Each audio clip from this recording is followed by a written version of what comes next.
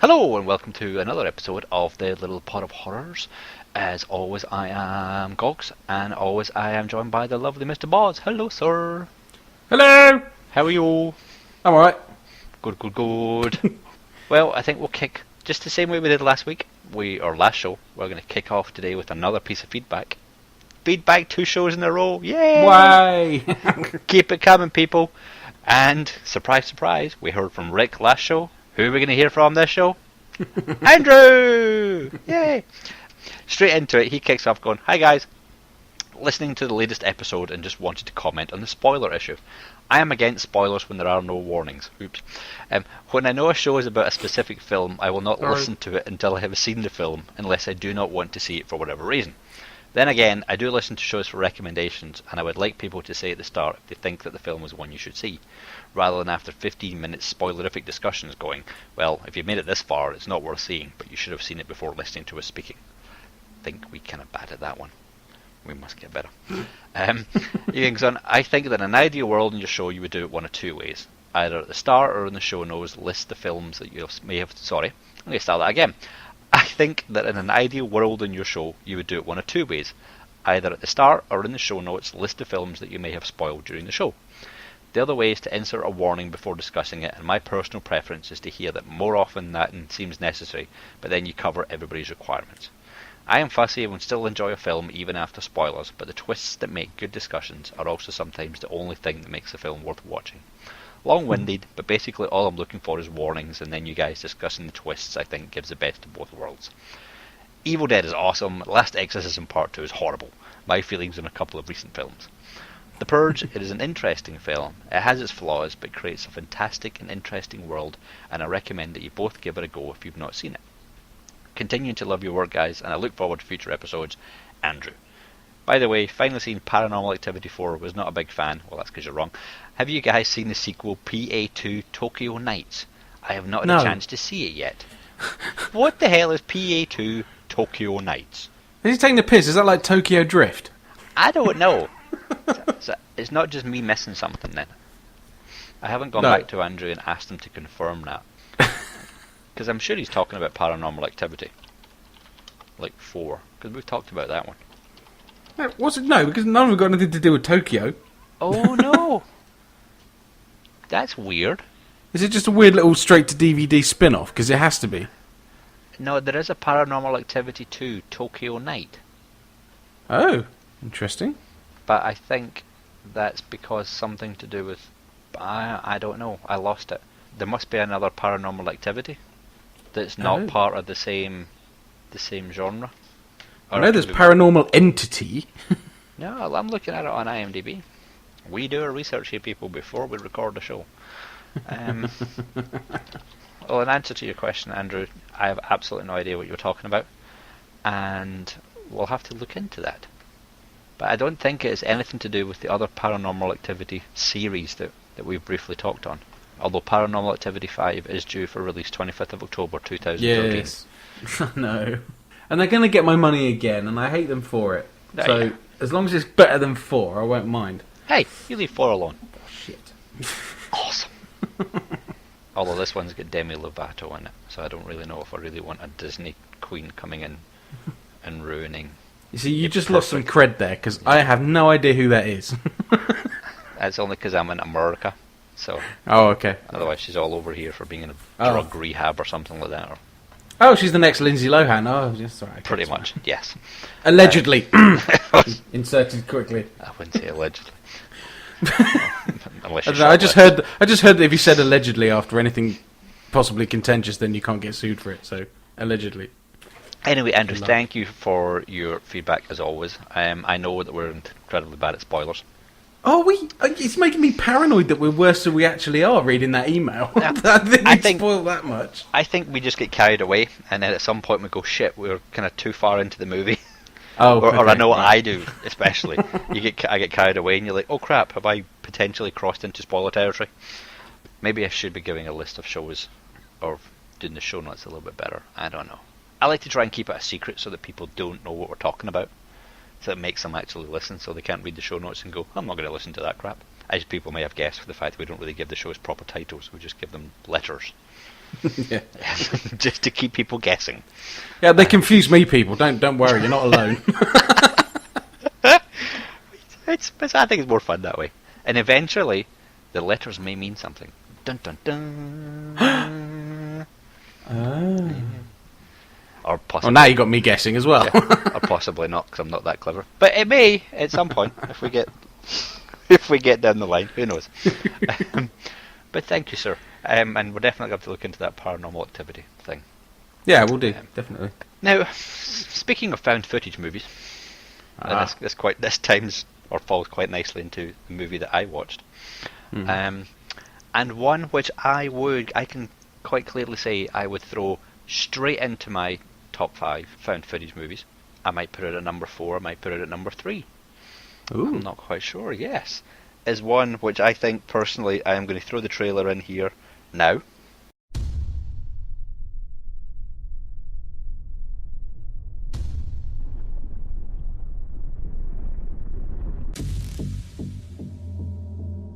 Put this on real quick. This is not an interesting shot at all. Do you mind if we go somewhere else? How about Camelback Mountain?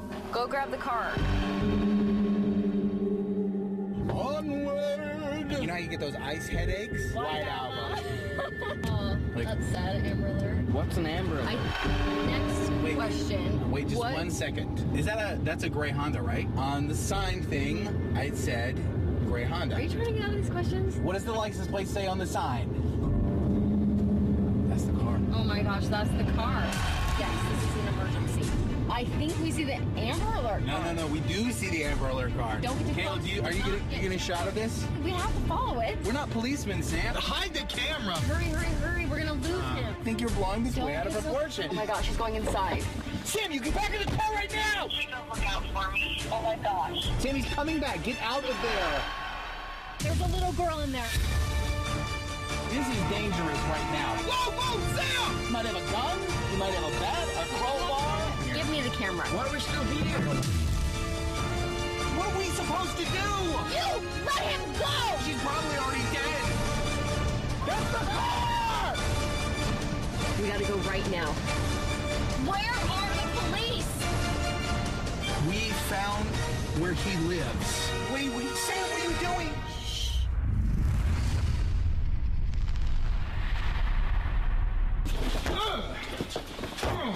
Sam, there's no way in this house. I think that's possibly one of the best trailers for found footage movies I have ever seen. I just think the music is completely over the top and it's just fantastic. But the movie that it's talking about is a movie called Amber Alert. Now, this movie will be very divisive, I think, and I don't think you've seen it, have you? No, you asked me to, and I failed. Okay. I can't find it. It's obviously very available where you are and not where I am. It's slightly frustrating. It's fine. I'll find it. It may be one that completely irks you. I'm not sure. But basically, I don't know if this is the same kind of thing that happens over in the UK. Tell me if I'm wrong. But an Amber Alert is basically a warning that goes out to say that a kid's been abducted, or something's happened to this kid that they're missing, and they want people to be on the lookout for it. So they send out text messages and they put these big notices up on the electronic signs on the roads. So the ones that usually comes up and says don't drink and drive, have a Merry Christmas, all that stuff. It comes up with kid missing in such and such an area, look out for a white Ford truck or whatever. And this movie is basically, from what I can guess, is that this guy and this girl are auditioning or sending in an audition tape for the reality show Amazing Race, which, for people who don't know what Amazing Race is basically there are so many groups of two people. It's either a mom and a dad or a mom and whatever. They're just two people that are friends or relatives or whatever, and they have to do challenges and progress through different places all around the world, and it's eliminations and all that fun stuff through it. I quite like the show, but anyway, so that's what eliminations, like eliminations. No, you don't like kill people, because that would make the show even better. Yeah, you don't get back. Your backpack's going to blow up and you're dead. Yeah. No, it just if you're the really thick ones who can't do the challenges or come in last, then you go home. I bet I can guess what the theme tune goes like. Amazing Race. Oh no. Sorry. Oh, so bad, but you had to go there, I'll didn't get you? my coat. Yes, you should. Don't let the door hit you in the ass. Wait. And while they're doing this kind of audition video, there's this Amber Alert that pops up that they drive past. And then, dun dun dun, they spot the car. Oh, I've seen the trailer. Yes, I remember now. And then it's all about, what do? Do you follow? Do you follow the car? Do you call the cops? Do the cops show up in time? What's happening? Oh my god! I'll answer that. You call the cops. But here's the thing: what if the cops don't respond? Dun dun dun. Okay, so they thought of that then. That's all right then, because immediately that would discredit the entire movie. Oh, let's not call the police. Let's follow it and hope we don't get in any kind of mortal danger as a result. But no, the trailer gives a lot away, unfortunately, as to what happens. But for me, this was a very convincing found footage movie, because there literally only is one camera. Wow. There are no other cameras. There is the one camera that's there, and the camera runs pretty much most of the time this whole thing's going on. Obviously stops in certain things, we'll turn the camera off and all this fun stuff. Yeah. And I think it's incredibly well done. Unfortunately, it only gets a 4.1 on IMDb, but again, I think it's because it can be very divisive. People can look at it and think it's cheesy or hokey, or you get really pissed off with the actors and stuff that's in it. But I loved this movie when I watched it, and it immediately jumps right into my top 5. Wow. That's for fan footage. That's quite impressive. Yes. So if you can catch it, it used to be on Netflix, but with Netflix lately, they've been throwing stuff up and taking it down every week. Oh, and by the way, sometimes when you're halfway through fucking watching something, I might add, just so you know, if you're watching something on Netflix and it goes beep and stops playing, the beep means they just deleted it off the system and you can't watch the end. What? Bastards! Did that happen to you? It happened to me. Really annoyed me. It froze. I thought it was my Wi-Fi or something. It beeped before it did. I went back on, couldn't see it. I thought, okay, well, I'll go to recently watched. It didn't show. So I go to search, and I search for it, and it didn't come up in the search either. It'd just been deleted off the entire system. What the fuck? The film was called Haywire, right? Which is a great little under-the-radar movie, action flick. And if anybody's seen the recent Fast and the Furious movie, the badass chick who goes around with The Rock, Dwayne, and kicks some royal ass. She is actually, I can never remember her bloody name. It drives me crazy. She is actually Carano. That's her. She is a cage fighter, and very, very handy in real life. Well, this film was like her debut. She plays like the main character and just runs around kicking ass all over the place. It's brilliant. And after we saw that, I came back, we've got to watch this film, because the other half hadn't seen it. So I just said, well, let's pop it up and watch it. But I never said, she's famous now, I better take it off, because people are going to want to buy it. Yeah. It always seems to go that way. If a sequel comes out, or something comes back into public culture, then it disappears off streaming services. It's really annoying. Love Film do the same thing, actually. It's it's in the US on Netflix, because I have just added it to my instant queue based on your recommendation. Right, it's a great little flick for an action Steven movie. But it's not horror. No, it's not. But Steven Soderbergh directed it. Michael Fassbender, Ewan McGregor, Bill Paxton, Channing Tatum, Antonio Banderas. Is that Michael Douglas? Yes. What a cast! Exactly. Came in totally under the radar, but it's just packed with names, and it's good. Oh, wow. Well, I think it's good. Yeah, that sounds like one my son and I can sit down and watch. Yeah, it's safe for that, actually. So we can. Just on the, seeing as you brought it up and I didn't bring it up, I didn't bring up Fast and Furious 6. You brought it up, so you have to talk. you have to talk about it now. Oh, do I? So you do. I don't know, because I went and saw it and I thought it was like over the top, stupid fun. Oh, I mean, you know that's what you're signing up for. Oh, God, Over the yeah. top stupid fun is Fast and Furious.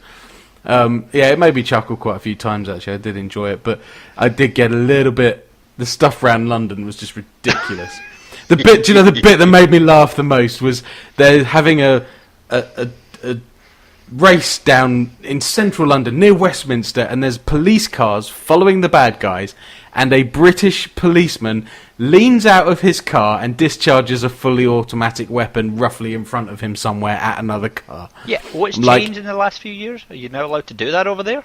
I'm going to say, if British police, armed British police, will only fire their gun if they know, without a shadow of a doubt, that if somebody told them, they could go and pick their bullet up afterwards and go, look, it landed here.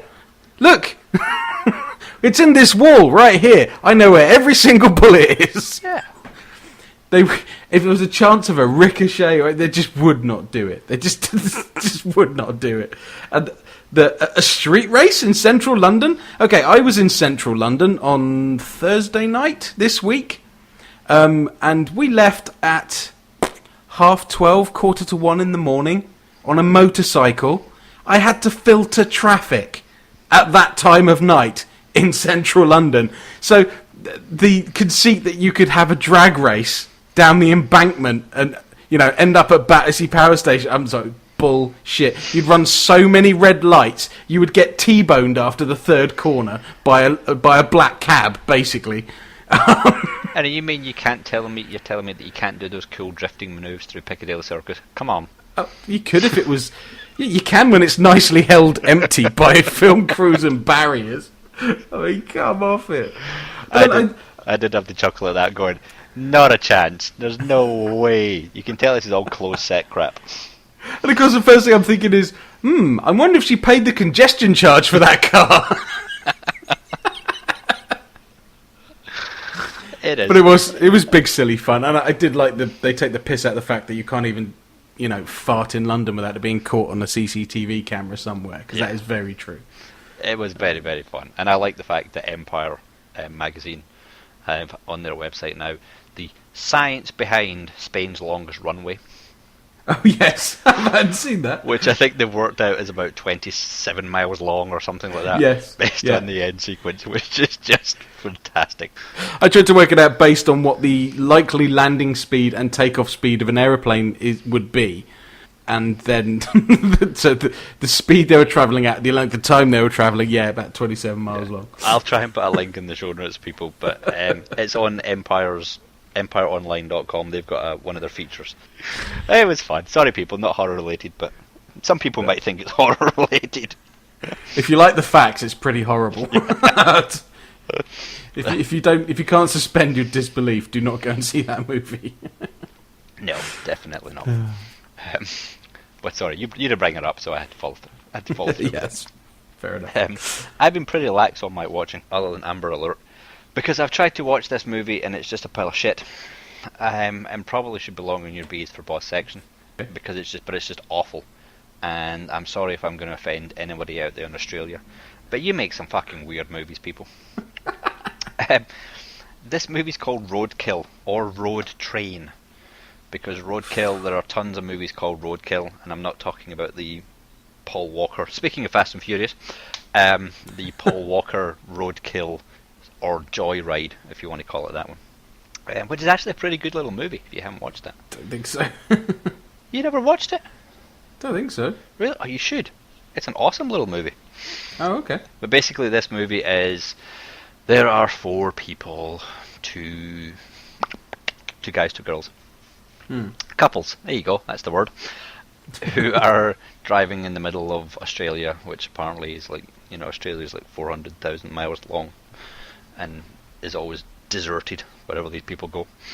And in the rearview mirror there's a road train, honk honk, which to me, I thought, like, the proper version of our Australian road train is, it's this truck that has like 5 or 6 carriages on it, or trailers or whatever. It's a proper big ass motherfucker truck. But I thought that's what the road train was, but maybe I'm wrong. But in this one it's only just a truck with a couple of carriages on it, which to be honest isn't really anything particularly big, not for me anyway, because you see that driving around here all the time. So Really? Oh, okay. yeah, so That'd be pretty huge here. yes, I mean, probably would be, but we see driving past my work all the time is a truck carrying 2 big trailers. But this one is a menacing truck. Dun, dun, dun, runs them off the road. Accident happens. Somebody gets injured, but the truck stops. Oh, what happens now? Do we go and investigate? Oh, let's go and investigate. Yeah, of course. They go to the truck and they're like, hey, there's no one in the truck. And then all of a sudden they hear gunshots and they see some guy running back towards the truck with shooting his gun. So they get in the truck and they steal the truck, because obviously anybody can just drive one of these big trucks. And it's just weird. It descends into some sort of, it says supernatural stuff, but it's like fucked up drug hallucination, weird ass things. I had no idea what the hell was going on. I don't know if the truck's got a mind of its own or Really? what. This is a bit overdrive in nature then. as Yes, it seems to be what I kind of stopped at about halfway, 2/3 of the way through, is that one of the women look in the truck and go, it's got no fuel in it. How's the truck been driving in the first place? And she makes the comment, maybe the truck goes where it wants to go. You're like, oh my god, really? And that's where I kind of just switched it off. I was like, you know what? I don't care. This is just fucking stupid. And I've just switched it off. So people at Fangoria, you recommended a shit movie. Oh dear. So avoid Road Kill or Road Train, the Australian version, people. But again, I will say, if you're watching the Paul Walker Roadkill / Joyride, then that's a good one to watch. Right. Honest, it is. It's a similar vein where not a killer truck, where a truck tries to hunt down people and catch them and stuff. Yeah, do you know, those kind of road movie, stalker slasher movie. I watched one ages ago, I forgot what it was called, but it was they flirt with some guy over the radio and then he sort of hunts them down and almost kills them but doesn't really. That's the Paul Walker one. Oh, that is the Paul Walker one, right? Yeah. Ah, okay. Yeah, I didn't like it. Steve Zahn or whatever's in it. Is that she's like in a chair with a booby trap on the door? Yeah. Have I done that spoiler thing again, haven't I? You have done this one. Shit. No, we don't do that at all! Okay, there's a warning for the beginning of the show. I'll insert something in that one. Okay, Andrew, you did have a point. I apologise. It's a 2001 movie. We'll put in a 10-year rule. Yeah, okay. If it's over 10 years old, you should have seen it. It's really not worth it. Well, I really enjoyed that. Did you? Oh yeah, I thought it was a great little movie. Okay, so. See, this is what it harks back to what I said in the last show, that I think I'm different. That I seem to like things that people don't like, and then everything that people do like, I'm like, I don't like that. That's crap. But no, I was getting to that kind of movie, like The Hitcher and films like that, like the road movie sort of thing. I don't really go for it. Yeah. And actually, when Jeepers Creepers started to go that way, I was like, oh no, one of these. I hate these. These are shit. You know, so I have a prejudice against that style of movie to start with. Yeah. And actually, Jeepers Creepers then flipped it on its head and it turned into something much better. But at the beginning, you know, when they piss off a truck driver, I'm like, oh yeah, scary guy's going to chase you around in a car, whatever. Yeah, it's a very fine line to go down on this one. But It was a bit like it with Switchblade Romance as well, actually. Oh. Maybe I'd have liked that more if I didn't have that prejudice. So, you know, it's probably me that's weird in this case. No, you like what you like and you don't like what you don't like. Yeah. There we go. See, we don't seem to like the same stuff. It's very rare that we like the same stuff. It is, isn't it? Seriously, it's me going, this is great, you're shit. Well, here's one for you, because also it ties in very nicely to Switchblade Romance, because it's another French horror movie. And I didn't have a clue it was French. It was one of those, that looks interesting, press play. And it started and it was French names coming up. I'm like, yes, because I do like my French horror. Yes. This film is called Livid. Never heard of it. Okay. It's on the flicks. Okay. And it's basically, see, there's a girl sort of waiting at a bus stop. This woman picks her up in a busted up, dirty, filthy Volvo. Starts driving around, and very soon you realise that this lady's a carer, and this girl's coming on board to learn the ropes as a, you know, in-home carer for the elderly. Right. And they take her around. She goes to various different places, and she actually does. Instead of being weirded out by the old guy who thinks that she's his granddaughter, she does admirably well. She's clearly got a lot of courage, and she's the right kind of person for that job, you know. She knows what she's going into. Anyway, they go to this big old creepy house in the middle of nowhere, and she says, this one's probably a bit... You've done really well, but this one's probably a bit much for you. You should stay here. So, of course, girl does not do as she's told. She follows the lady in, and this house is gloriously creepy. Stuffed animals on the walls, really dated, clutter everywhere, you know, just... And this isn't daylight, it's creepy. She's thinking, this could be good. And basically, there's an old woman in a coma, basically, in this place. She's been there for years. And she looks like a corpse and has like a face mask, breathing mask on. And they're there to sort of look after her. And the woman says, well, you know, there's treasure here somewhere. So the conceit is after this that her fisherman boyfriend, she tells them about this and says, well, let's go in and we'll try and find this treasure. We'll burgle the place. Yeah. And... yeah, so they go back at night, and that's where it all kicks off, really. And it's pretty good. It's not as good as I was hoping it was going to be. Okay. Because obviously you see this woman in bed, and you're thinking, if she so much as opened her eyes, that would be one shit scary moment. Mm-hmm. Just because the makeup on her is so good. And that doesn't happen. Right. So you're like, oh, okay, so where are you going to take this now?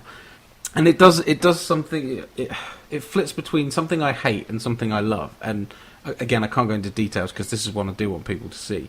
But I'd be interested to know what anybody thinks, really. Because I kind of came away from it going, that was really well done. I mean, it's beautifully shot. It's well acted. There's some really grisly bits. There's some spooky bits.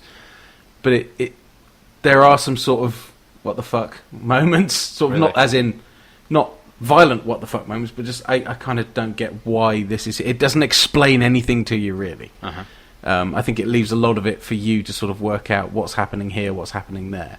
At one point, I thought it was going to be like that bloody film from last time, the Scary or Die, and that it was just going to be, oh, that's so obvious. It didn't do that, but at one point it had me worried, you know. Right. So, okay. As I come out at the end, I like the ending, but I'm not raving about it. It's a 3-star movie. Okay. But it does have all the style and panache of a French horror. Oh, that's good then. But a bit of weirdness about it as well. So, do you remember me talking about Sinister and how when the kids appear and you see them, you know, full in the face, that kind of, it's too much. I've seen too much now, and I've seen it too early. It takes me out of it, and I don't find that scary. Something in the shadows that you can't quite see, and this film does sort of a bit of, but not exactly that, but that kind of thing. It does a bit of both. Right. Okay. So where it pisses me off, it then it ingratiates itself to me again afterwards. So right. I let it off, and it certainly wasn't one I'd switch off. Okay. Unlike one I was gonna probably, it's set out as a legitimate ghost story sort of a film I was watching, and it didn't look low budget, and the acting was good, and the lady whose name I can never remember in the main role, she plays the evil vampire in Blade Trinity. She's a really expressive actress. She's actually a really good actress. So I had sort of great hopes for this. It's about a couple who... she has an accident and her little boy ends up in a coma. It seems to be a coma theme this week. So they move out and buy this creepy old house where they're going to start a new life and renovate it, and occasionally visit their boy who's in this coma. And yes, something nasty happened in this house, creepy old house, blah blah blah. And you get there's a couple of sort of scares, but this sort of figure in bright orange with a bright white face, and it's like it's too primary colour. I'd equate it to the remake of Let the Right One In, you know, Let Me In. It's too for an American audience. It's very, here you go.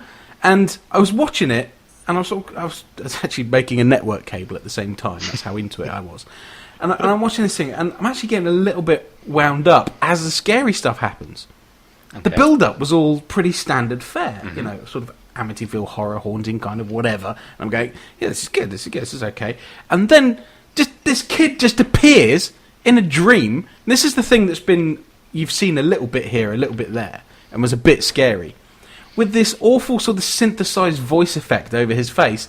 And it's like, oh, I am here. And her son's the other side of this window going, Mummy. Mummy says, I can let him in if you like. And she wakes up, and I'm like, that's shit. Not even remotely scary. there's a creepy little kid who obviously died in some horrific way. He's got a white face and a bright orange t-shirt. I actually don't care where that movie goes. I turned it off. I was so disgusted. This is like, it was so blatantly in your face, and it's like, that is not how you do horror. You do not show me 20 minutes into the film. Here's the little boy in broad daylight, who's not scary at all, by the way. You know, at least gouge an eye out or something, and make him a little bit scary, but there was none of that. I'm like, actually, no, I'm not giving you the time of day, sorry. That's going off. That was called Grindstone House, I think. Grindstone House. I think. Okay. I was trying to remember. I didn't even have enough impact for me to remember the title. So... That's not good when you turn it off. No. I don't do it very often, but sometimes it is just, well, I've got so many films that I want to find gems, okay? So there's a lot of them out there, and you do, like you say, you stare at the 3-star ratings, you're like, am I going to take a punt on this? Am I going to take a punt on that? That's why people, we really value, if you've seen something you think was awesome, tell us. Oh, God, yeah. Because we're looking for those gems all the time, and hopefully catching shit like this means you don't have to. Yes. Because seriously, if you're listening to this, I've just saved you. I took a bullet for everybody on this movie, I think. I mean, somebody else might like it, I suppose. It reminded me of A Haunting in Connecticut. Oh, fuck, really? That was the same shit, wasn't it? It was all too in your face. That It just movie's- wasn't scary. Oh, that movie was awful. I was drunk when I watched that movie and I still found it awful. That's how bad it was. Oh. Sequel's out this year. Of course there's a sequel out this year. So, fucking ridiculous. I hated that film. Oh, that movie, so- I loathed it. So that was another one. So in my quest to, I've only got so many hours a week in which I can look for something that's good. Yeah. Or something at least that I could, if it's not good, maybe it's fun for me to stick in beers for balls. But Yeah, it's got some sort of merit to it. Yeah, if something's just bland, if it's beige wallpaper, I'm turning it off because I haven't got time. Yeah. So I did start watching another film, and I'm kind of not sure how I feel about it. It's one called Exquisite Corpse. Oh, God, this sounds awful. Yeah, it's a terrible title, but it's sort of in the horror romance bracket, if you could call it. It's because it is a love story. Okay, Which so I had my love story last week, and now you're going to come out with Exquisite Corpse. yeah. Now, knowing what a sensitive soul you can be, this one might break you. I don't know. I'm trying to find But, it. Kind of okay, actually. It scores a 4 on the boobometer, I think. I would call a 4. Okay, so that's some boobs in there. Yeah. Which matches the 4 that IMDb give it. Oh, there we are. Yeah, it's not a great movie. It's maybe a good movie. It basically the guy he's got a big crush on this artist who's a friend of his, and he's like a super genius med student who's working on very clever sort of things. It's a bit Reanimator-ish, I suppose, but less over the top. He's not Herbert West, but he's found a way of bringing mice back after they die. Okay. Basically, using a massive amount of, I think it's serotonin. Is it serotonin? It might be oxytocin. I can't remember. It's a neurotransmitter in the brain, anyway. Okay. And he's found out if he can put large amounts of that and extract the brain fluid and inject it into another mouse that's dead, it will come back to life. Mm-hmm. And he's succeeded in this. And at the same time, he's gone out to this sort of cabin in the woods away with his friends and this girl.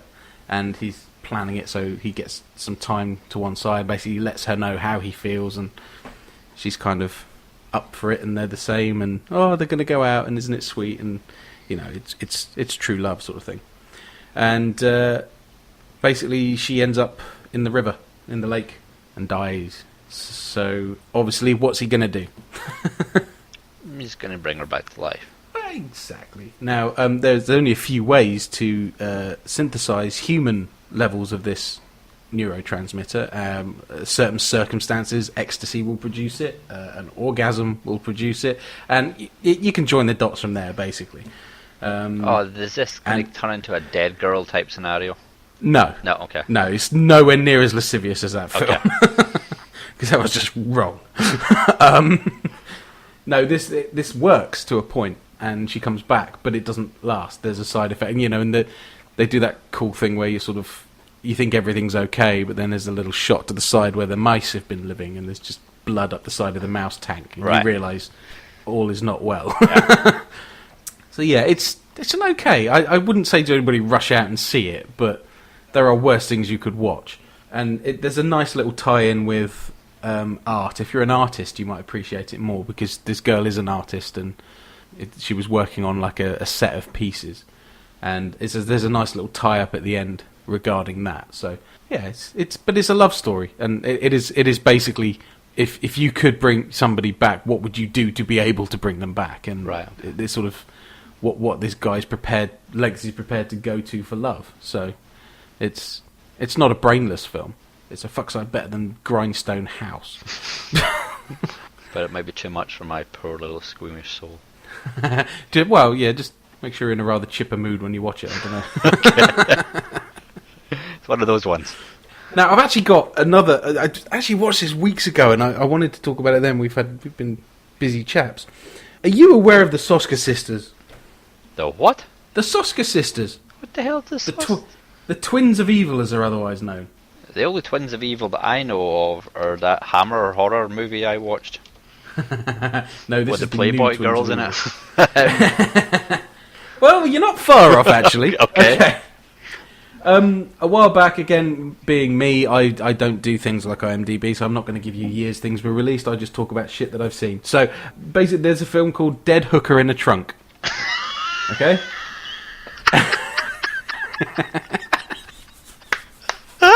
I love that. Okay, I've found it on IMDb. Okay, right. And this film was made by these two girls, and that's what's interesting about it, is people don't expect ladies to make this kind of movie. Okay, they know that they know where the line is, and they know they're crossing it. Put it that way. Okay. Now it's very, very B.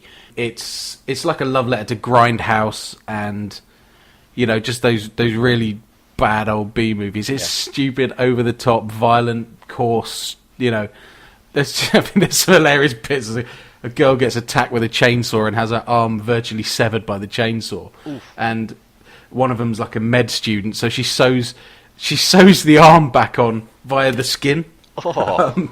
And you see her a couple of scenes later. She's holding her arm a lot because obviously it hurt. But all she's done is you see this blade's gone. It's gone pretty much through the bone. Oh. And I think it actually gets pulled off completely at one point, because it's severed like most of the way through. Okay. And they sort of get away, take the arm with them. They sit down, and she sews her arm back on, just at the skin, sews the skin together, and she's moving it a couple of scenes later. What? All the ligaments are reconnected and everything, and the muscle tissue, and she's moving this arm. So it's like you cannot take it seriously. But it's one of these, we're going to make this movie, we're going to get noticed, and they did. So, because of this low budget thing that they put together and the effort that went in, their next movie is called American Mary, and this is a good movie. It's got a budget. Mm-hmm. Somebody clearly gave them a lot of money after this Dead Hooker in a Trunk film, and I recommend everybody see American Mary. Well, it might be Bloody Mary in another country. I'm not sure if it did get a different name or not. Actually, looking on their website and on their blog, there's the meme photos you get online with the white writing with the black outline. Yeah. It's a picture of Patrick Bateman, or Christian Bale as Patrick Bateman from American Psycho, and it says at the top, "I have to return some videotapes, but not American Mary. I'm keeping that shit." They actually cameo in the movie themselves, and it was shown at Fright Fest, and they actually went to Fright Fest. Oh, wow. And the DVD I had a little featurette of them presenting the film at Fright Fest in these really ridiculous little short costumes. Oh, awesome. And they were talking to everybody. I was like, oh, damn, I wish I'd been there, Yeah. Because they would have literally, anybody who wants to talk to them, they will talk to them. They're such a fun couple of girls. And they call them the Twins of Evil, or the Evil Twins, I'm not sure which way around. But I'm excited to see whatever else they produce. I know Jim Moon actually beat us to this on Hypnobobs, because I know he watched Dead Hooker in a Trunk and American Mary and was similarly impressed, I think. I haven't caught up with the show on it yet, but American Mary is basically a med student who basically she's running out of money. She can't afford school, and has got a rather overbearing tutor and keeps getting told off. And she basically goes to a club and she's going to do stripping to make money. As you do. Yeah, and so she's talking to this sort of nefarious club owner, and he's saying, okay, well, show me what you got. And someone comes running up and says, we got a problem, Billy Bob's hurt, or something like that. And she's a med student. He says, well, can you help? And she basically ends up patching this guy up in the basement. And he gives her, she's like, no, I don't want anything to do with this. He's like, yeah, I'll pay you $5,000. You sort this guy out. And basically she gets involved through this in body modification, basically. Okay. Extreme body modification via surgery. Quits school and just becomes a sort of a backstreet surgeon for doing crazy stuff. And I'm not going to say any more than that because it's stylishly shot. It's brilliantly acted. It's nice and gruesome in places. And yeah, it's up there on my list now. I wouldn't say my favourites, but top 20 definitely. Wow. I'm going to have a look out for that. I found it on IMDb, but it's not on Netflix, unfortunately. And I have to bring this up because we take the piss of IMDb all the time, although we use it constantly. But in the people who like this also liked section, you get movies like Maniac, which is the new Elijah Wood one, which I'm really intrigued about. But it looks weird, but I don't know if I'll like it. But I'm very intrigued about what I've read about it. Yeah. Excision, which is some weird thing. Pulp Fiction, 7 Psychopaths, Dread, and The Lord of the Rings, The Fellowship of the Ring. I have no idea what that link's all about. What? Okay. If you like American Mary, you're going to love Lord of the Rings, The Fellowship of the Ring. Okay. So that's it. God bless IMDb. We have no idea how your ranks or your ratings work on it and this stuff. It's probably like somebody who played Hobbit number 6 in the background scene got eviscerated in American Mary or something like that. There has to be something in there, but I had to share that when I saw that poster there. Oh dear. Yeah. So but the thing I think, Eli Roth says you should check out the Soska sisters who made a film called Dead Hooker in a Trunk. They made it low budget and it's fucking awesome. So that's the kind of endorsements they got, and that. But when you see like the footage of them two just doing the publicity circuits and stuff, they're so much fun. Yeah. I got a lot of time for them, so check them out. That's one recommendation. And quickly, the other thing I've been up to is I'm desperately trying to get through World War Z, or World War Z as we would call it over this side of the pond. The audio book, basically. Whenever I get time, I'm just slinging it on. I'm loving it so far. And then because I fully expect them to just mangle it with the film. So before the film comes out, I'm trying to get the book in my head. Yeah. Because very often I find... Sorry, mate. No, you go. I find if you've got the book in your head and the film's shit, you can at least go, oh, that was a nod. That's all right. It makes it a bit better for you. I also have the audiobook, which I am trying to listen to as well. Dun, dun, dun. You got the good one, didn't you? I got the one with all the new cast people and all that stuff. Well, I haven't quite thingied it. Audible fucked up in a big way and pissed a lot of people off, and I'm so glad I didn't actually pay for it, because I had actually found you were tweeting about it with a couple of other people, and I'd just gone and went, oh, that sounds awesome. I want to go on and find it, and it turned out that many months ago I had signed up for Audible and never used my free credit. Oh, right. So I had a free credit, and I thought, you know what, they're probably not going to let me do this on a brand new thingy, but I'll try it anyway, and it worked. And I thought I was buying the full unabridged version. And it turns out that it's not an unabridged version, it's an abridged version. Which kind of pissed me off a little bit. So I was like, what's the point in getting all these big names and then making it unabridged? So, and then they fucked up, and apparently they missed a chapter or something was done wrong with the recording, and it wasn't Audible's fault, but Audible were saying that it was the user's fault and not anyone else's fault, and blah blah blah. And I got a couple of emails from them going, yeah, we're really sorry about how we screwed all this up. Please don't cancel your account and all that shit. I'm glad I got the bloody 2012 version then. So yeah, I'm assuming that it's usually abridged or unabridged one, or. Well, mine's not stars. Yeah. So, but the accents and the production is really, really good. So I've got no complaints. I don't actually care who's reading it. Yeah, I mean, wasn't really too fast. I just thought, hey, this is pretty cool if I can recognise some of the names and stuff. But I haven't managed to get more than a third of the way through it so far, because I had to stop and re-download the proper version that didn't have a missing chapter or missing minutes or something like that in there. So I haven't managed to go back in and do it. But I also have that, and I'm trying to work my way through it. And I also have Infected. on my Kindle, Amazon did a deal. It's like $4 or something like that. Because I saw that Scott Sigler had tweeted about it, saying, "I have no idea why Amazon are doing this. I have no idea, but it's for $4. Get it while you can." So obviously he has no control over Amazon's pricings or whatever. So I thought, okay, well, at least that way I can say I've thrown some money his way.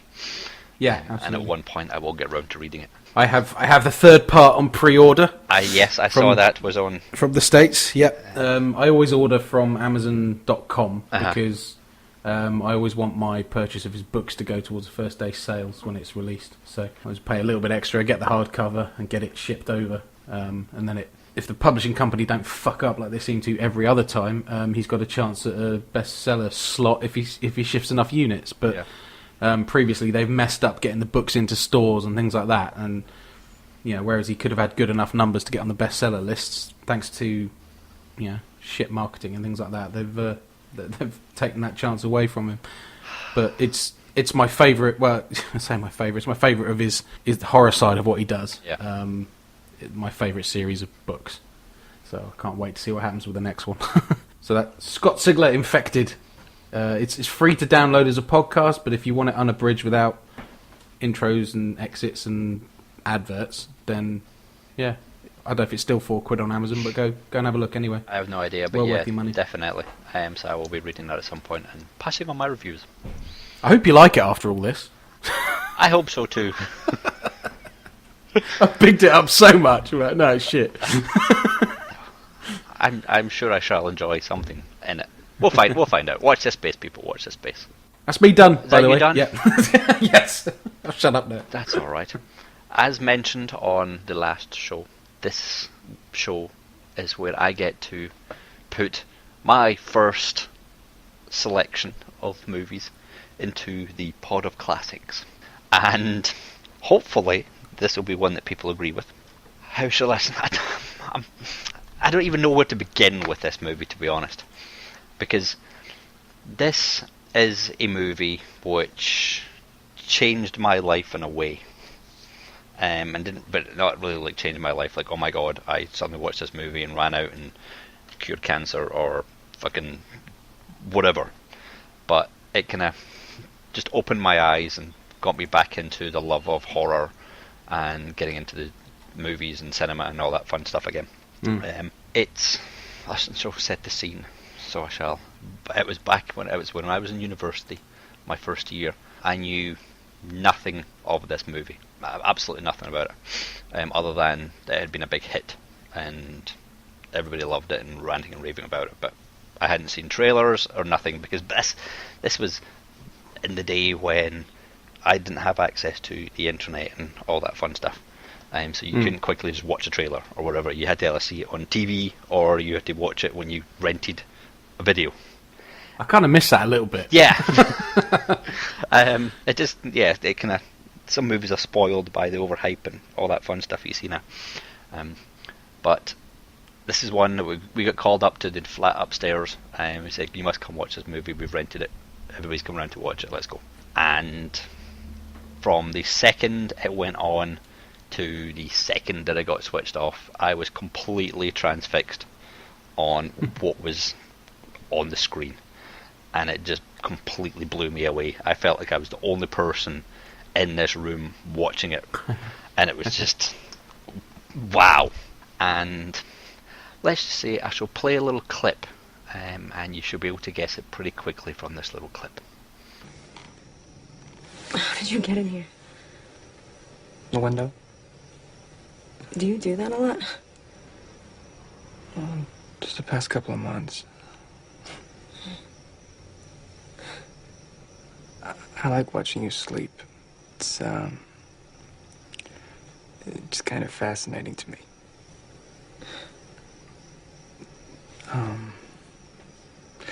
I just want to try one thing.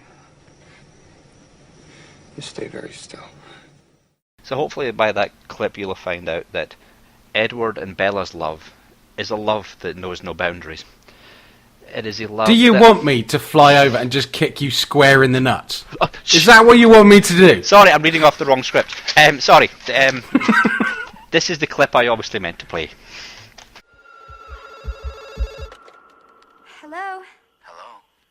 Yes? Who is this? Who are you trying to reach? What number is this? What number are you trying to reach? I don't know. Well, I think you have the wrong number. Do I? It happens. Take it easy.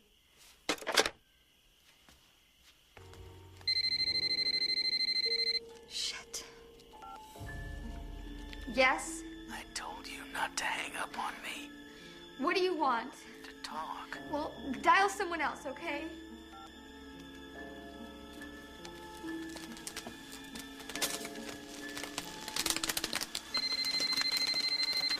Listen, asshole! No, you listen, you little bitch. You hang up on me again, I'll gut you like a fish, understand? Yeah. Is this some kind of joke? More of a game, really. Can you handle that? Blondie.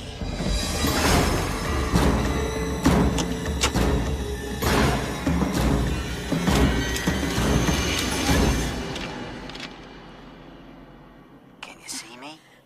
Scream is my choice for the... There you go. Is my choice for my first entry into the pot of classics. Like I said, I was transfixed watching this movie the first time I saw it. It blew me away. It is and continues to blow me away every single time I watch it. I probably watched this movie more than any other horror movie ever. Wow. I bought this. This is back way before DVDs, people. That this came out. I bought the VHS for something ridiculous like £15 or £16 when it came out brand new. Which, I mean, people were buying new videos. It was expensive for what That's you got. pounds, not That's dollars. Pounds, not dollars. So that's like what, $25 for a new movie. And I've just put it on. I can't even say I put it on repeat because you had to rewind it, fucking thing. But you put it on and rewound it and put it on and rewound it, and this movie just, I cannot speak highly enough of it. This and Halloween would switch spaces depending on which day of the week it was. Right. So it's either my number one or number two horror movie of all time. So basically, it's got to have a big knife in it, and you're happy. Pretty much, yes. I was just obsessed with this movie. The beautiful thing about this was I watched it on the small screen first when it came out and thingy, but then the Cameo Cinema in Edinburgh, hopefully it's still there, used to do midnight movies, and this is one of the movies that they picked as a midnight showing. So I then got to go watch it on the big screen, and it blew me away even more the second time round because I was watching it on the big screen. This movie, for me, is phenomenal. I don't think there is a bad part anywhere within this movie. No. I think it's slightly dated because I watched it a couple of weeks ago, and I do think that some things have dated a little bit in it, but not much. But this is my entry, and I hope you people approve.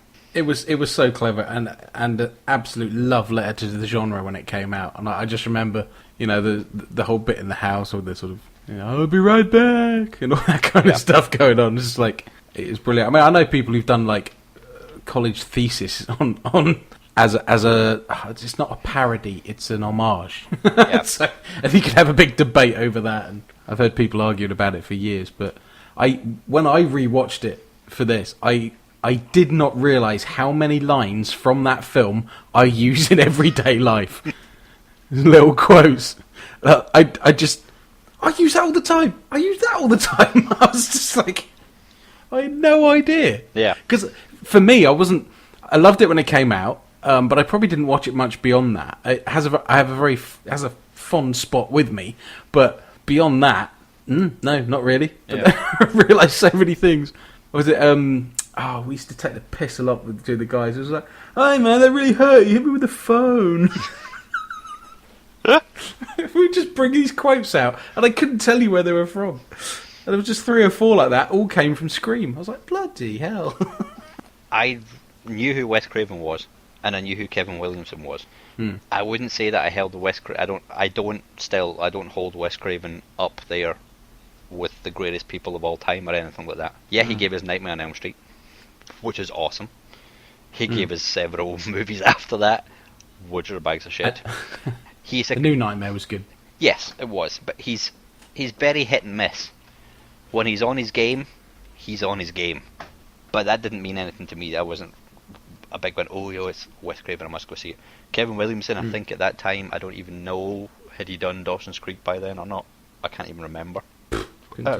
And he's a very good writer, and I like the stuff that he's done as a writer. I rate him quite highly, having seen some of his other stuff. I think he did The Faculty, and he's done other bits and pieces. So I think he's very good at that. But none of these names meant anything to me.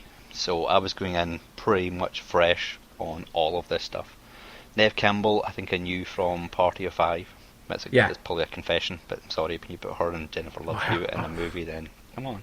I had such a crush on her. Oh God, who didn't? Such a crush on her. Oh, that was a big coming of age for lots of lots of kids. So it is, but I didn't really know it. In fact, even Courtney Cox, I can't even remember if I had seen any episodes of Friends before seeing her in this. It was early days, Friends. Yeah, it was really early days. And Drew Barrymore, I couldn't remember seeing anything other than E.T., so she didn't mean anything to me. So everybody was all kind of relatively fresh-faced to me. So obviously you had no idea who was going to get killed, no idea who was going to be living. Everything was just a complete shock. Obviously the only big name to me really was the Fonz. Of course, yeah. So it is that was it. You so think is the killer. I love that.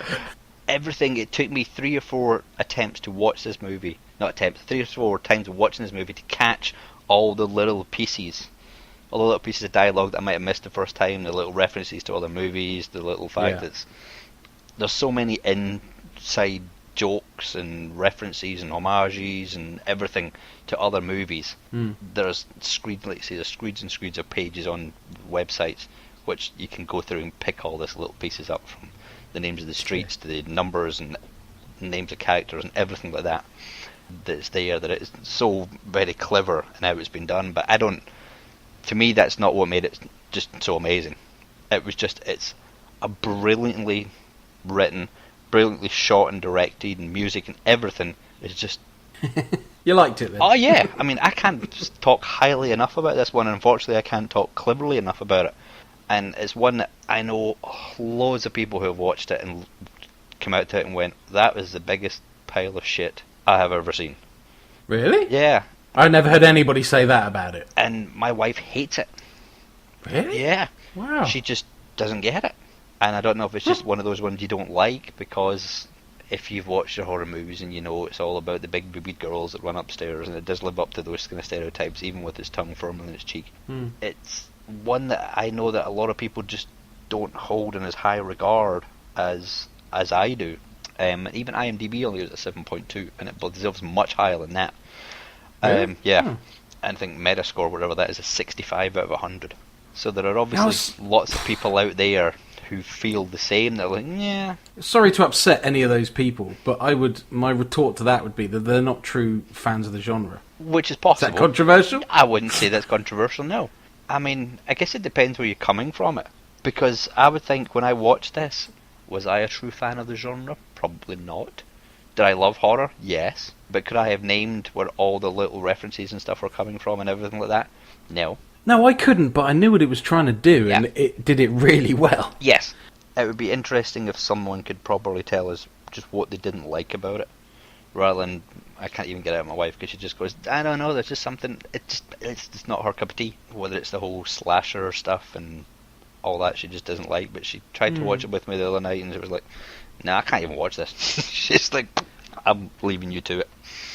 I think if you watched it, I don't know, if you were to watch it for the first time now, and you watch horror films as they are these days, yeah, I can see you having a bit of an issue. But when it came out, it was refreshing, it was different, it was brave, it was, it was something we hadn't seen before, and that's why you can have that love for it. And very often, if you miss the boat initially, some things are harder to go back to. But it still stands alone as a good movie, I would argue. And I think you're possibly right in the fact, like, we know that I missed the boat on so many of the movies that you love. The very famous, which you mean the films you're wrong about? You mean? Yes, the films that I'm wrong about. But I don't know. I can't defend it properly or well enough to anyone who says they don't like it. Because hey, you like what you like and you don't like what you don't like. But this is why I was a bit worried about putting this as my very first entry. into the Portal Classics. I could have easily chosen something like, I don't know, Halloween or whatever, that I really don't think there would have been much controversy over or anything. But this one, for me, made my love of the genre and my love of cinema just rise 1,000-fold. I couldn't get enough of going to the movies after watching this. It just made me excited again. Same excited again. I was only like 19, 20 when it came out. So it's not as if I'm saying I had been gone for like a 30-year dry patch and all of a sudden something amazing came out and blew me away or whatever.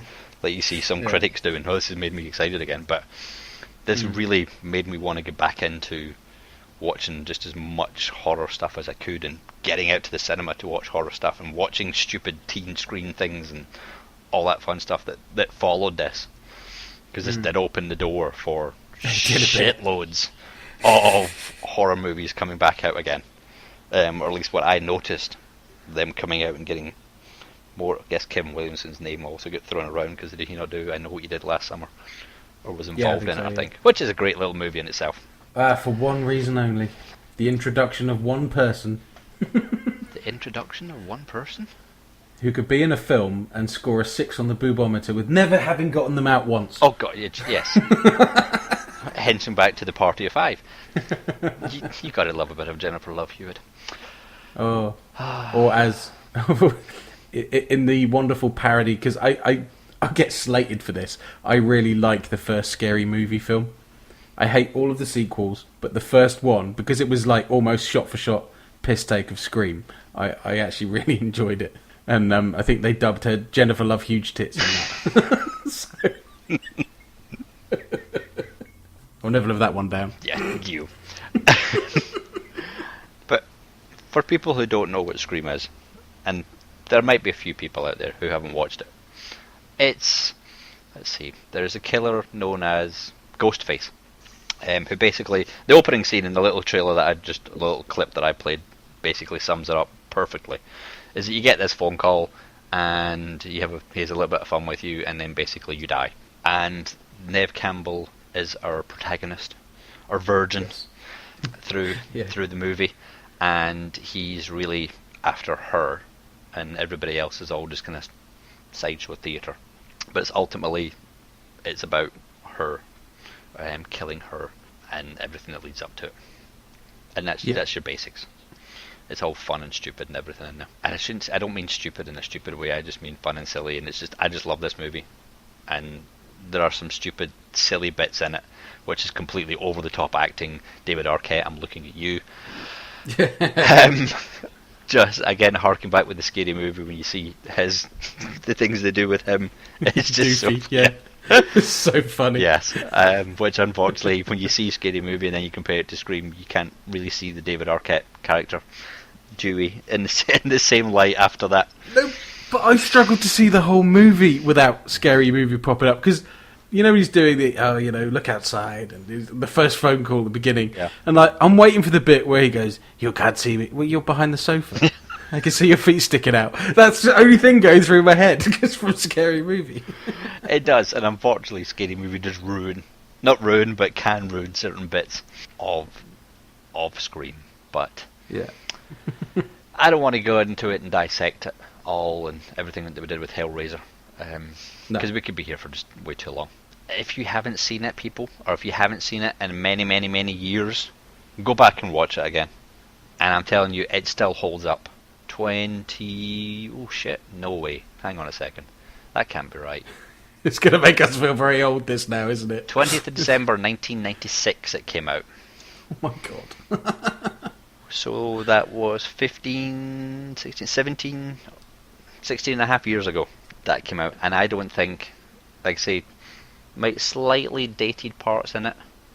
Especially the fact they're talking about, the cell phone. You got a cell phone? Yes. That's obviously not a big deal anymore. Those kind of because it's like, you were in the house and you had a cell phone on you. You must be the killer. Like, what the fuck? And it took him 2 days to check his phone records. Yeah. Look at his call history. Duh. Oh no, it probably didn't have it. Oh shit, I'm old. So that's the only kind of thing. The fact their use of their technology is what kind of dates the movie. But other than that, I mean, the acting's just top notch. the one-liners that come out with it, even when you find it, when you delve more into the behind-the-scenes stuff and listen to the director's commentary and all the little goofs and stuff that happened that they kept in there, and the little ad-libs and stuff that were thrown in, it just makes everything just that much better. So please go back and watch this movie. You will not be disappointed. Is it? What's his? It's not Freddie Prinze Jr., is it? I always get his name mixed. The tall, goofy one who played Shaggy in the Scooby-Doo movies. Oh, that is Matthew Lillard. Matthew Lillard, that's it. He is fantastic in this film. Now, this film made him, really, didn't it? He's come out of nowhere. that last bit in the kitchen where they're stabbing each other. Sorry. So was that spoilers? No, we're going to talk. We can. Everybody's seen Scream. Come on. Exactly. That must have been a Skype fart, but I heard like a shh. Like, what have they done now? What have they said? That must have been. You can't spoil it. So I was going to say to you, so you weren't really that aware of Drew Barrymore at this point. No, I wasn't aware of anybody. Because the bit that fucked everybody up was like, oh yeah, Drew Barrymore was a big name that they sort of punted with the movie, and then that just kill her in the first 10 minutes, and everyone was like, what? She's dead? I was like, that's the only name in this movie. Yeah, I mean, I didn't know anything about her. I don't even think I've seen her in anything. I haven't really seen her in a lot of movies outside of, like, say, people said E.T. and I was like, really? Who's she in E.T.? No, E.T. She's done like Poison Ivy and some, I can't remember what other films around that time. She'd done quite a few. She was a fairly big name still, but yeah, the E.T. thing probably helped with that. But she'd done quite a few. A lot of them were straight to DVD, admittedly, but yeah, she'd done a fair few movies by that time. Like, say, this was all pre-internet, and I don't know. There's obviously movie magazines kicking around and stuff like that, but I just didn't buy any of them. So the only real movies you could get the only real places you could see these movies, like, say, were trailers. For me, that was it. And unfortunately, I was of the age where, unless my mom and dad went out and got me an 18 movie, I'm really not going to learn much about 18 movies, because I was only, before I went to America, before I went to uni and stuff, I was only like 16, 17, getting into 18, and being in a smallish town. Yeah. Unfortunately, when you know the person that's behind the counter and they know you're not 18, they're not going to give you an 18 because they don't want to lose their license, because that was a big thing. Kind of in our area, it was crackdowns on everything underage, so people were always very wary about giving you an 18 certificate movie. Yeah. So I missed out on a huge amount of my movie watching of proper horror movies because of that reason. Whereas now it's dead easy. I can just jump on Netflix and go, yeah, I'll watch that. I'll watch that. Yeah. I'll watch that. Or I have to watch that my kids don't go on and watch it, because if I haven't set the parental controls properly, they can go on and see a whole host of things. So it's much easier now to get your hands on a bigger variety of stuff. So my knowledge was limited to Channel 4 showing whatever movies, or the BBC showing the late night movies. Those kind of horror movies, which potentially were cut down, were what I was getting hooked on at the time, and going, oh my god, I can't wait till I'm 18 and I can walk into a video store and get whatever I want. Kind of thing. So that's why I missed out on a lot in my childhood and growing up, is that I just didn't know of people around me who could source this wicked material. So everything was just all rumours and stuff. So this was my first big adult, in quotation marks, foray into, hey, remember me? Well, this is a horror genre you've not been around in a little while. Come back and visit me. This is why you love it. And I just didn't know anybody apart from Nev Campbell, because she was on Channel 4's Party of Five on a Sunday or whenever it was it came on. She was my only name, and I can't even remember if Courtney Cox if I'd seen Friends by that point or not. So these names meant nothing, so nothing shocked me. Every death was a big shock to me, because I didn't know the big name that you think would last all the way through to it. Even till the very end, you're still kind of guessing as to who the killer is and who lives and who dies and all that fun stuff. Yeah. That mess what keeps you going, isn't it, with these movies? Yeah. Funny enough, in all of the Scream sequels, it's something they never managed to pull off again. I remember I went to see Scream 4 the other year. Oh, God, so disappointed. So disappointed. Yeah. They got so much of the original cast back, and I was like, oh, it could be good. And shit. Going with the sequels, 2 is good. I don't think it's not better than 1. Not in my eyes anyway. Obviously, it sets up all the fun with, as we mentioned, I think in the last show, that the sequel's got to be bigger body count, got to be more gruesome. Yeah. All that more stuff.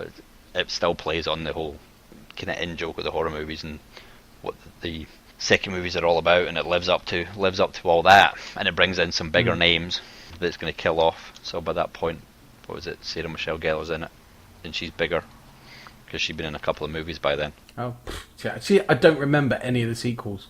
Or I remember the third one. The reason I remember the third one is for anybody who listens to Mark Kermode's stuff, he kind of got legendary because at the Cannes Festival a few years ago, there was a film called The Idiots, which had a completely out of context, unnecessary, crowbarred in hardcore porn scene in the middle of the film, and he was outraged by it because it was totally unnecessary, basically, and stood up and proclaimed in French how outrageous it was, bad French, and got thrown out of the cinema at Cannes. Sort of, the press love that sort of shit. Yeah. Obviously, being a nobody, I didn't get thrown out, nothing like that, but with the end of Scream 3, I believe. I'm going to spoil it now. Here's a spoiler warning. If you actually give a shit what happens at the end of Scream 3, first, go and see a psychiatrist, then, secondly, turn off the show. Anyway, perhaps the other way around, maybe. The big reveal as to who the killer was at the end of this movie, I'm there with my mates, and the second I realised what it was, I stood up and went, "It's his fucking mother! I'm leaving." Picked up my coat and just walked out of the cinema. And I said it loudly in front of everybody in the room. "That is shit," or something like that. People just laughed and nobody had to go at me. But I was absolutely mortified by that. It's terrible. Terrible. So... That's Scream 2 though, is it not? Is it 2? I don't know. One of the... maybe I didn't give 3 the time of day then. It was somebody's mum, and I'm like, it's his mum? Oh, fuck off. Yeah, it's 2. Okay, yeah, there was that I hated then, yeah, sorry. No, that's fine. I mean, that is a major letdown. You're like, what? Why? That's not clever. No, exactly. It's just... What it was it's too obvious to be him, it's too obvious to be her, it's too obvious to be him, it's too obvious... So we've got to think of somebody you would never think it was. But then that just makes it crap. Yeah. Yeah, here's the janitor we saw for 7 seconds at the beginning of the movie and haven't seen since. It was him. Yeah, if you do that in a movie, I'm going to be annoyed. And the sequels just got progressively worse. I mean, as did the parodies. Yeah. Whether it was intentional that they got increasingly worse, I don't know. Scream 2 I enjoyed. It wasn't as good as 1. Scream 3 I saw in Boston. I think that was either the first or the second movie I saw in Boston. I can't remember. Is it this and Pitch Black were the 2 movies I saw when I went to Boston? But Scream 3 I just wanted to smack my head into a wall because it's just over the top stupidity. I don't even remember it. I'm having to look it up because I don't remember what happened. Just basically they're doing a new Stab. They're doing the Stab stuff. So Stab 3 is getting made, and in Hollywood, and people are getting involved in it, and blah blah blah blah blah blah. Blah. They're all killed on the film set, aren't they? Effectively? Basically, yes. Yeah, it's just a bale of wank. And then I was quite excited by Scream 4 because I thought, hey, we've had a nice big chunk of time since Scream 3, so we can almost go back to the beginning again. We've got, okay, Wes Craven's come back again. He's not done anything good in a while, so maybe this will be him little jumping back up again. We've got Kevin Williamson coming back. I'm getting a little bit excited. Going, okay, yeah. Again, he's not been done much, but I like his writing stuff, and it's going to be clever, and oh my god, it's awful. I would have hoped that it would have kind of introduced people to, hey, look, now you like this movie, go back and watch Scream and reintroduce everybody to the trilogy or the quadrilogy now or whatever it is. And it just was a major disappointment, unfortunately. It's more shame on me, and I feel bad for wasting my money on it and wasting my time on it. And I did the same. You kind of had to, as given our love of the original and everything else, you just wouldn't you? Because the big promises of bigger budgets and time passed, you think, well, surely they can do this well. Yeah. And apparently not. It was a shame. but to be expected, I guess. Yeah. Unfortunately. But yeah, so that's it. I have now officially put Scream in the pot of classics. Yay. It's a well-deserved place. Thank you. Hopefully people out there will think the same thing. If you do, please do send the feedback into thelittlepotofhorrors@gmail.com. It'd be nice to see what people think of this one. Especially if you haven't watched it in a while and you go back. I think you mentioned this before, was you've forgotten how fun it was. Yeah. And I'd forgotten just how much of a good thrill ride you get going on it as well. It is a fun little horror. Yeah. And it's not gruesome. It doesn't rate on the barometer. No, I mean, if you're the squeamish type and you're like, oh, I don't watch horror films, no, this one's fine. Yeah. So, A couple of little you'll be quick fine. cuts, really, and that's it. There's nothing there that's too gory or in your face. This is done well, and hopefully all you squeamish people will enjoy it. Or if you've been hiding away thinking that it's going to be full of all that crap, it's not. Yep. It's more the scares and the thrills and putting you on the edge of your seat, wondering what's coming next and things like that. And there's some pretty cool death scenes in there. There's some pretty funny ones, I think, anyway. Nothing like the garage door. Yes, there's nothing like being killed by a garage door. Having recently repaired a garage door, I happen to know there are safety devices built into the garage doors that mean that can't happen. Anyway. Maybe that was a result of watching this movie. They went, oh shit, we never thought of that. Yeah, that's probably right, actually. It's probably right. But yes, so there we go. So that was me, people. Hopefully it was worth it. Please let us know if not. Or if. And if so. If so, yes. Definitely. Please let us know. And also share your thoughts on the sequels and all that stuff. And I'm sure if you find merit in any of them, let us know what we potentially are missing. Maybe there is something in there, but I tried to watch Scream 4 again the other day because Netflix has it, and it's still a bag of shit. Okay. Even having the pretty girls in it doesn't really do enough. No, and it goes so far, that. Yeah. Sorry, Wes, but this is where, again, Mr. Craven, when you are on your A game, you knock it out of the park.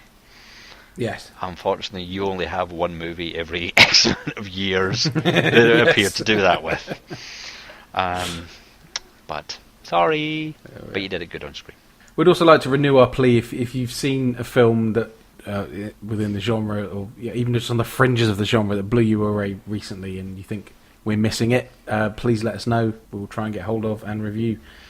Always looking for those little gems and those things that will just stop you in your tracks. And unfortunately, it doesn't happen often enough. We do trawl a lot of shit to try and find those gems. So even if it's secondhand, if you're not a big horror buff, but somebody you know is, and they're raving about this movie, and you think, oh yeah, they might like that, just give us a heads up, because there's so many out there.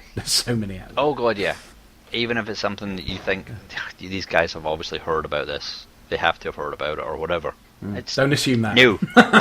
Do not. There is so much, like Boz just said, there is so much out there that we can't possibly get round to watching everything, or even anything that's good. And sometimes the good stuff it completely gets through the radar.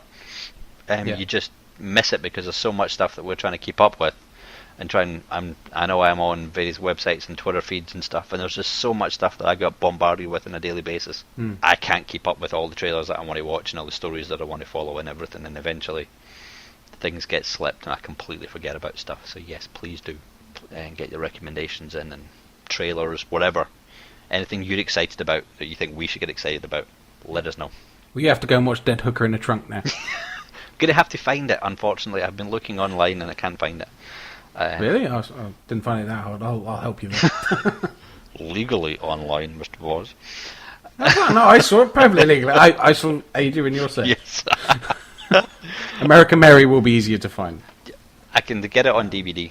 I just can't find to stream. But yes, I shall try and remedy these things. That's not true. I can find it online on Amazon. I was looking at Netflix, so apologies. I will try and hunt them down and try and give them a go. Probably making sure that the kids are nowhere near when those movies are being watched. Yeah, I would make sure. Yes. And on that note, I think it's time we wrap this one up for you. Yes. Yes. So thank you all for listening. Again, make sure you send your feedback. Unless you're going to be sending us naughty words, Mr. Rick. Please, no more naughty words, please. Shame on you, sir. Anyway, and as always, a major thank you to you, sir. No worries. Cool. It's always a good laugh. And Actually, should I say that in a less sort of I don't give a shit kind of a tone of voice? That was terrible. it's a good laugh. I'm sorry. Yeah, thanks very much. No, do you know what? I'm going to explain that now, so you don't have to cut it out and do an edit, right? I don't. I was looking at Scream, and then it gives you the things at the bottom you might also like. It was The Lost by Jack Ketchum, and we talked about that, and I need to find this movie, so I thought I'll click on it, and then I clicked another thing on it, right? And there was a few photographs related, and there's just a young lady in a red top just sort of leaning over something, and I just totally lost my train of thought.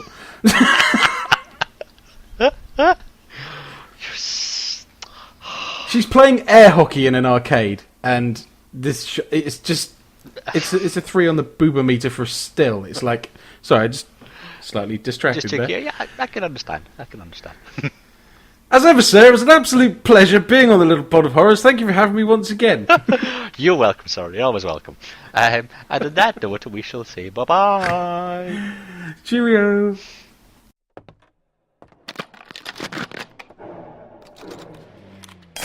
If you would like to send an email to the show, please do so at thelittlepodofhorrors@gmail.com. Also, why not go along to the website at www.thelittlepodofhorrors.com, and from there you can find links to our Twitter, Facebook, Google+, forum and blog page. Thanks for listening.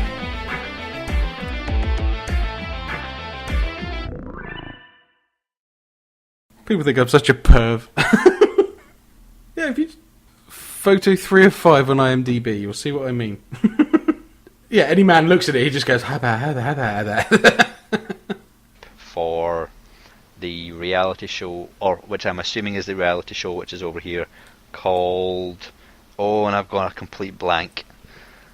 Oh, damn it. America's Got Talent? No, it's one where they go all around the world, and they do... and they do stuff, and this is going to be a complete edit point, because I can't remember what it's called! Outtakes. I used to watch it all the time as well. Oh, it's like you fly around the world and you do stuff, and it's like, oh God Almighty, this is ridiculous. Survivor? No, it is. Oh no, bloody heard of it. I don't even know which thingy it's on. Shit. The Amazing Race. Okay, boom. Let's go back. Okay. It doesn't quite come out and tell you this is what they're doing, but tell you this is what they're doing, but tell you this is what they're doing, but tell you this is what they're doing, but tell you this is what they're doing, but tell you this is what they're doing, but tell you this is what they're doing, but tell you this is what they're doing, but tell you this is what they're doing, but tell you this is what they're doing, but tell you this is what they're doing, but tell you this is what they're doing, but tell you this is what they're doing, but tell you this is what they're doing, but tell you this is what they're doing, but tell you this is what they're doing, but tell you this is what they're doing.